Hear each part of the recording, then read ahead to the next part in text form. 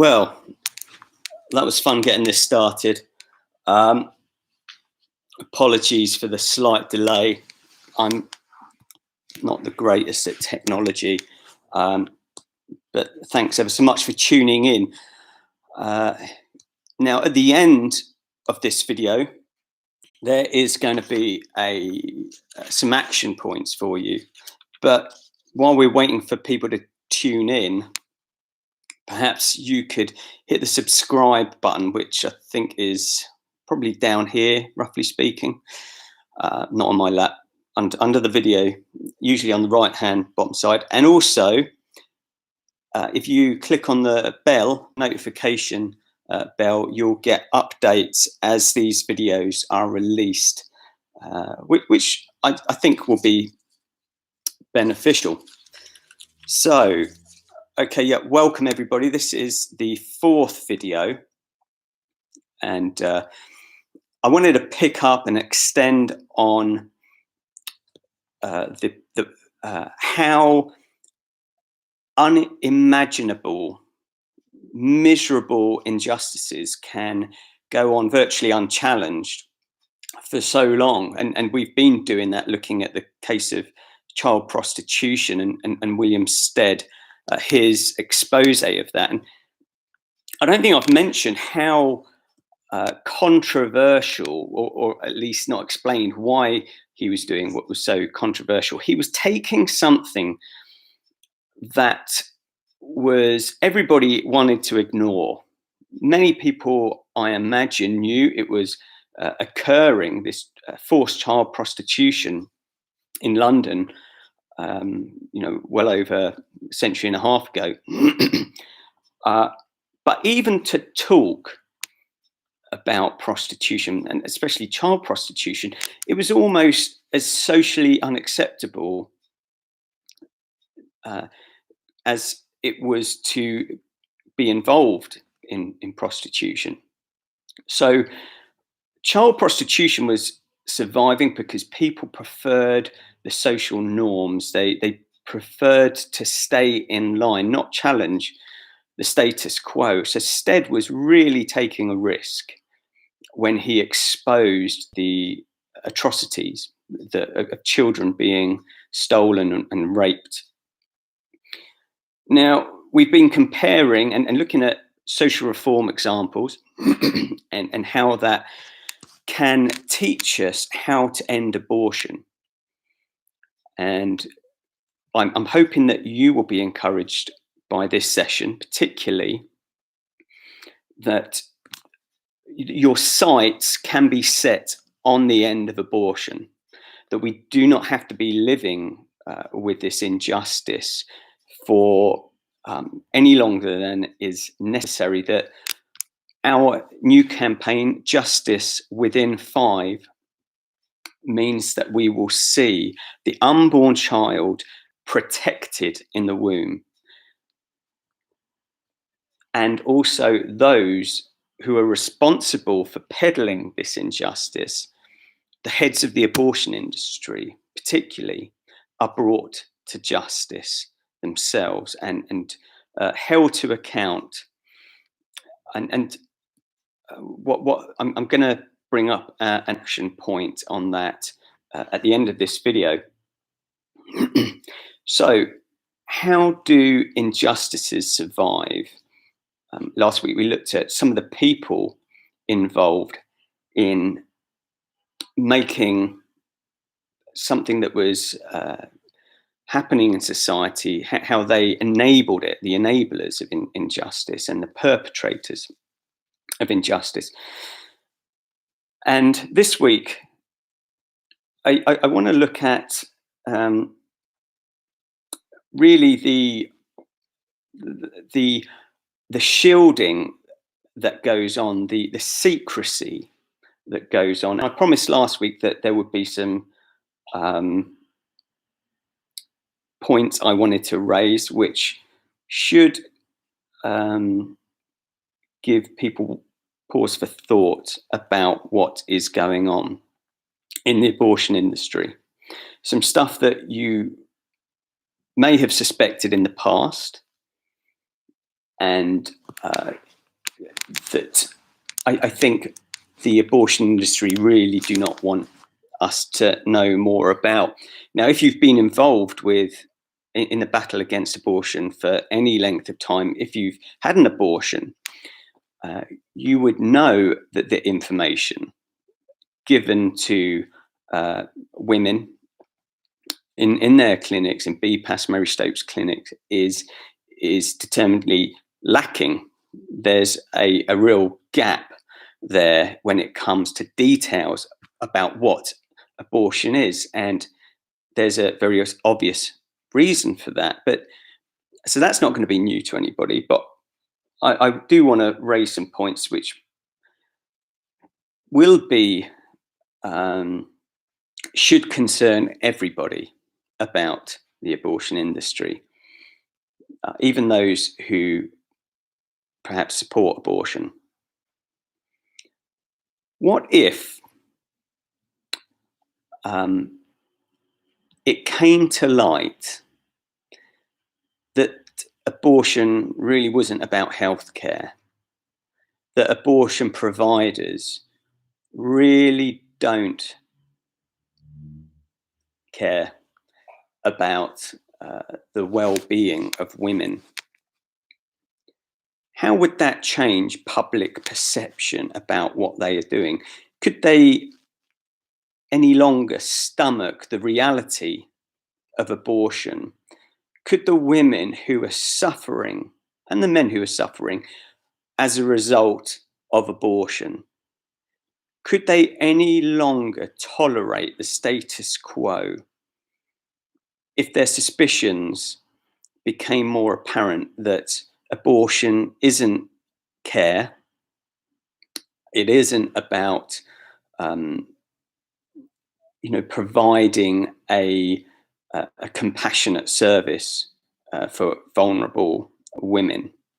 What if that were to be shown to be completely untrue? You see, the way that abortion survives is that they don't show you what it is. In fact, they hide what it is. They hide the reality of who the unborn child is and what abortion does to that unborn child. They don't just deceive about what they do, BPAS and Mary Stopes.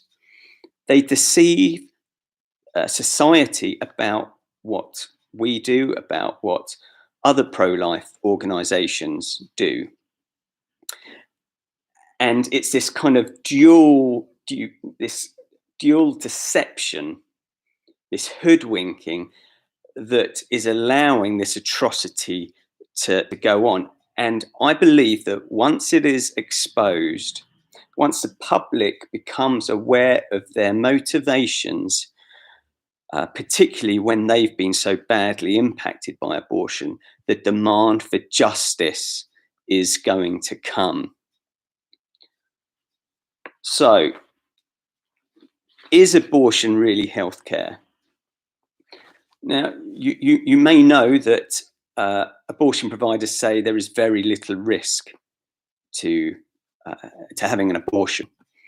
One of the interesting points, and perhaps this is material for another video, is how they have manipulated studies, how they have had people in high positions in the royal colleges who've also been shilled. We talked about the shilling that went on last week, but the abortion industry can say, look, the royal colleges give this guidance. Well, isn't it funny how these same heads of royal colleges are also abortion extremists, speaking at abortion conferences, pushing for decriminalisation of abortion? Okay, I'm sort of covered in papers, printouts, transcripts, and all sorts, so you'll have to bear with me now. But let's bring it back to this point. If abortion isn't actually healthcare, if it isn't actually looking after women, then what is it? Is it something that we should tolerate as a society? or is it something that deserves governmental and public intervention? I would suggest that abortion isn't that the abortion providers aren't motivated primarily out of concern for women. We were given some notes from one of their conferences, and we've got the transcripts of what was said in this particular conference and some other conferences.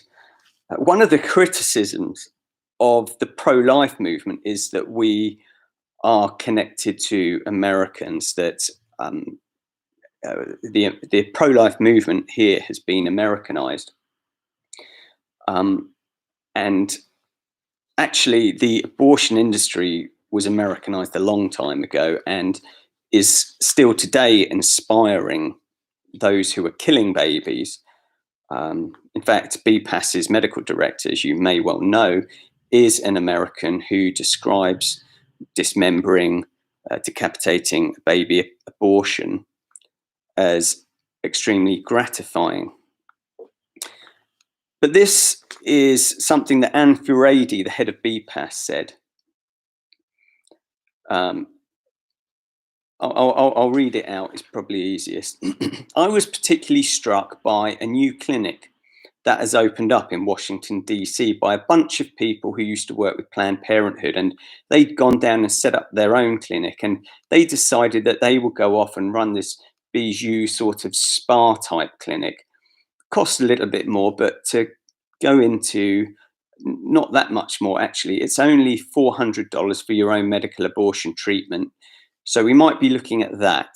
But the entire way that they designed their clinic is specifically with the notion that women who come into the clinics in the United States still have a residue of a sense of stigma of the back street.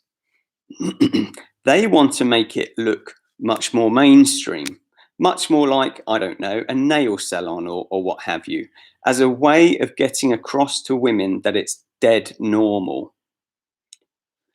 And it's exactly the kind of thing that a normal woman would go to. And they think that's very important in terms of breaking down that particular stigma. I think that we've got a long way to go in terms of breaking down this that particular stigma that applies to our profession, our business, and our clients as well. She goes on to say, this is Anne Furedi of BPAS. So I think where we go from here is that we have to come up with really a rough of a whole load of advocacy campaigns and activities that make the point that abortion is a normal healthcare need for women, that abortion care is as normal as going to the opticians, going to the dentist, going to a whole number of other things, and it needs exactly the same kind of requirements and regulations.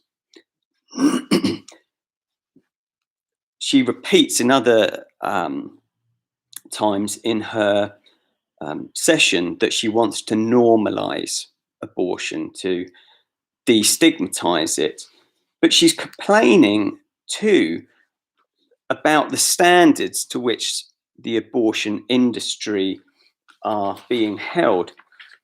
Another observation of hers, as she spent some time with American abortionists learning how to kill babies the American way, she complains about the regulations.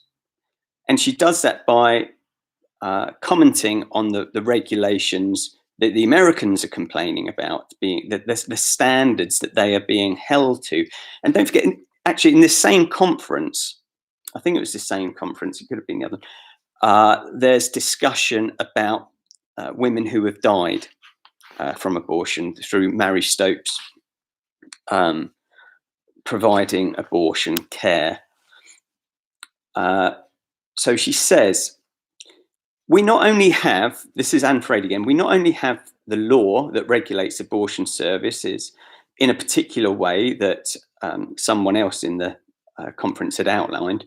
But if you're an abortion provider, not only do you have to comply with the law, and not only do you have to comply with every other bit of regulation that applies to general acute services provision, and you're inspected by the Care Quality Commission to make sure that you do all of that.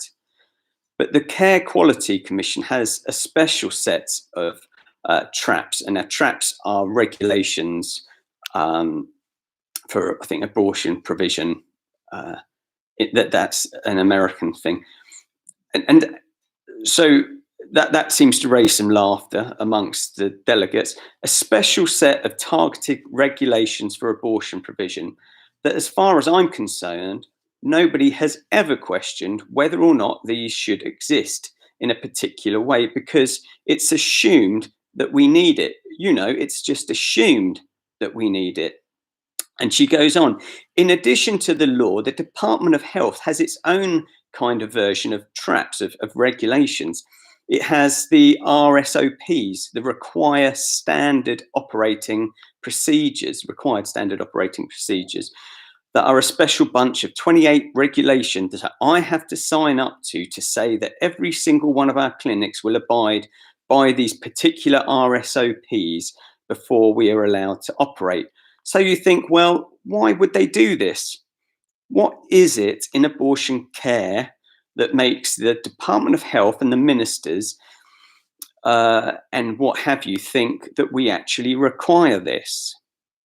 What detailed and complicated, precise stuff is it that these abortion clinics do that require them, that require these particular regulations? Well, I'm not going to go on through all 28 of them, but it did occur to me that 2 of them might be useful as an illustration of this specific and difficult stuff that we have, that might be useful as an illustration let me go back. But it did occur to me that 2 of them might be useful as an illustration of this specific and difficult stuff that we have, that I have personally have to sign up as the accountable officer to say that we achieve. So RSOP, I guess. I think it's number 14 says, this is Anne Farady saying, complaining that providers should ensure that staff performing abortions beyond 9 weeks of gestation should have the relevant skills and training. Again, that seems to be cause for laughter amongst those attending the conference. Why should you possibly think that anyone who is providing healthcare would not make sure their staff had proper skills and training? RSOP number 20, providers should minimize risks in emergencies through a program of regularly checking equipment. Well, thank God for that. And again, more laughter. Well, let's have a quick look at what the Care Quality Commission says about BPAS clinics. And these are all on the public record. You can go and look on the CQC website at some of the reports from both BPAS and Mary Stopes. This is about their Richmond clinic in 2015, where I believe pro-life activists have been banned from outside the clinic, but they're still killing late-term babies inside the clinic. This is what the CQC report said. Some aspects of safety required improvement. Serious incidents were reported and investigated. BPAS reviewed these centrally rather than at clinic level. The cascade of learning and actions required as a result of incidents was not always timely. In more serious incidents, when women had to be transferred to the hospital, the clinic had not always involved hospital staff at an early enough stage, which was potential risk to women. Here we have, actually, I'll summarize this one. I'll maybe put it in the description. A hospital complaining or raising an investigation over the high numbers of women who were being transferred from abortion clinics to A&E after being injured for abortion. Yet Anne Farady of BPAS is mocking, is complaining about this requirement, about the burden of restrictions put upon them as abortion providers. Another interesting thing that came out of this conference was a discussion between a care commissioner group, CCG, who raised the discussion about teenage pregnancy being a shrinking market. And there was some to and fro amongst abortion providers and this commissioner disputing whether teenage abortions was indeed a shrinking market. BPAS, I think, disputed that. But they did complain about being driven down on price. So here we have one of the largest abortion clinic chains in the UK complaining that they are being driven down on price, complaining that they are being held to a high standard. But when we've questioned them, when we've asked for a response over putting women's lives at risks through these CQC reports, we're not satisfied that actually they genuinely care. Now, this has gone on a bit longer than I intended. So the action point we've heard from women who've come to us that they have been injured through abortion. They weren't informed about the reality of abortion, about the risks of abortion, the subsequent premature births, the ruptured uterus. And when they've gone back to complain to the abortion provider, they've been silenced. There's even one case of the abortion clinic threatening to phone the police on this woman who was upset about the way she had been treated. So the abortion industry doesn't just want to silence pro-lifers, it wants to silence you women who have been injured and affected by abortion. So we would like you to come forward, possibly anonymously, but to come forward with your stories. That's the first group of people we are appealing to give the other side of the story about how these clinics really are treating women.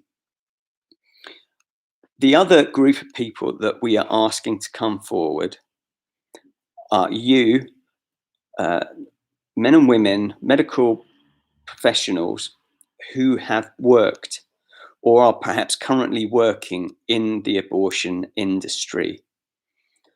We believe there are some unpalatable things that are going to be coming out over the next few months, possibly years, that we would suggest are not going to shine a great light on the abortion industry. So we would ask you to come forward now. Come forward now with your stories, the stories of the way women are treated in these clinics, the speed in which they are dealt with and sent home on in a physical state, highly medicated, being sent home on public transport.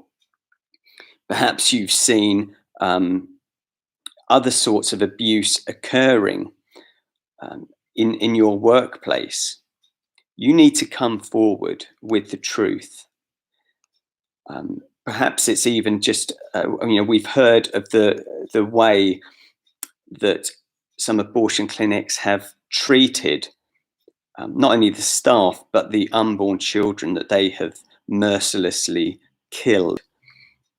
That in one NHS hospital, there was a doctor who wanted to abstain from performing abortions, and his colleagues thought the appropriate response to that was to put an aborted fetus into his pocket, which he later discovered. Of joking about aborting babies, of defrosting babies in the microwave, so before they're collected by the funeral homes.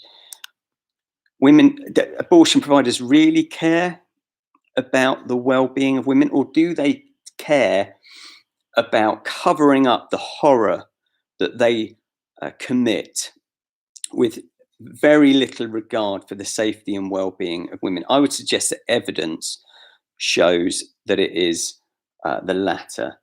So please get in touch. You can email me directly, andy@cbruk.org. We would love to share some of your stories, and that can be anonymously, absolutely. But we need more of you speaking up. We've been contacted by a few, but there are larger numbers of people prepared to come forward. Let's gather together and push back against this injustice, against the unborn child and this exploitation of women. Thank you for watching. Tune in again next week for some more. Bless you.